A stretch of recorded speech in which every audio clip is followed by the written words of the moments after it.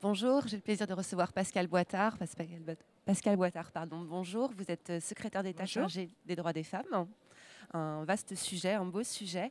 J'avais envie de vous demander, parce qu'on est sur à peu près les mêmes chiffres depuis plusieurs années, la création d'entreprises par les femmes, selon les cibles, on est autour de 30%, un petit peu plus, un petit peu moins. Un chiffre donc, qui est stable.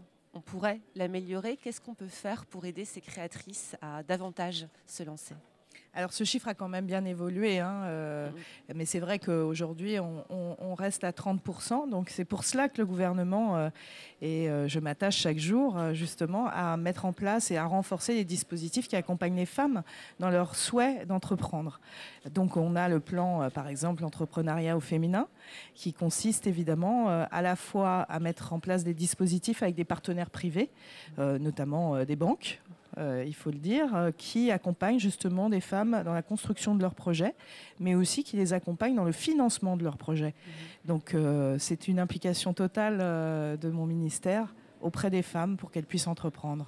Selon vous, est-ce qu'il faut des financements spécifiques, des formations spécifiques pour les femmes, ou juste leur montrer qu'il y a des réseaux mixtes, finalement, qui s'adressent à elles aussi ? Ce qu'on peut constater lorsqu'on rencontre toutes les femmes qui veulent entreprendre, c'est que souvent, elles n'ont pas forcément les bons réseaux ou elles n'en ont pas suffisamment. Donc, c'est aussi leur donner le chemin un petit peu à suivre pour trouver ces réseaux qui vont les accompagner justement dans leur désir d'entreprendre. Donc c'est le mentorat. Ce sont des réseaux de femmes aussi qui s'entraident entre elles. Et puis des banques qui ont à cœur d'accompagner ces projets, qui sont excellents et qui, une fois qu'ils sont créés en entreprise, sont pérennes. Donc il faut aussi les aider à oser. Parce que lorsqu'on manque de réseau, on hésite aussi à se lancer dans l'entreprise.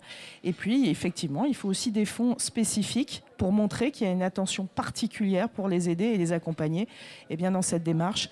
Et souvent, on constate qu'une majorité de ces entreprises créées par des femmes sont pérennes, sont sur des niches en plus nouvelles. Et c'est ce qui est intéressant. Elles créent aussi des emplois et des emplois non délocalisables. Alors effectivement, vous le disiez, ces entreprises sont pérennes. Il y avait une étude qui disait aussi que les petites entreprises fondées par des femmes surperformaient par rapport aux entreprises créées par leurs homologues masculins. Maintenant, on est toujours là avec des chiffres très bas finalement pour les grandes entreprises qui sont dirigées par des femmes. Qu'est-ce qu'on peut faire là pour les inciter à croître ? Il y a peut-être un manque d'ambition. Est-ce que c'est culturel ? Il y a des blocages ? C'est pas un manque d'ambition parce qu'elles ont toutes de l'ambition. Parce que faire cette démarche de créer une entreprise, c'est avoir de l'ambition, avoir aussi de pouvoir prendre une part de risque à un moment donné. Ce sont souvent aussi des secteurs qui sont sur des, comme je le disais, des secteurs assez considérés comme féminins parfois, qui touchent au social aussi ou à la vie quotidienne. Dans la création d'entreprises. C'est peut-être pour ça qu'elle ne se développe pas forcément telle qu'on pourrait l'envisager dans l'industrie.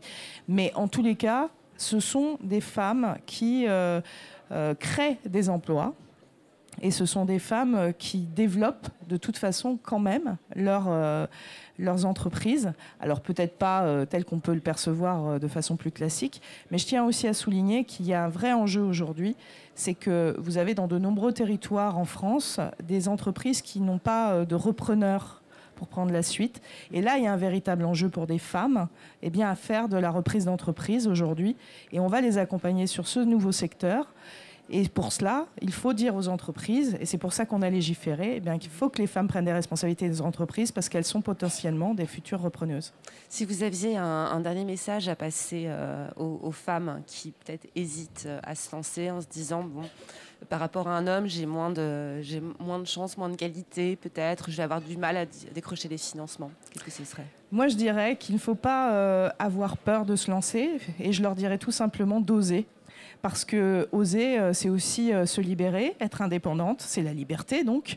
Et c'est à la fois construire son propre chemin professionnel.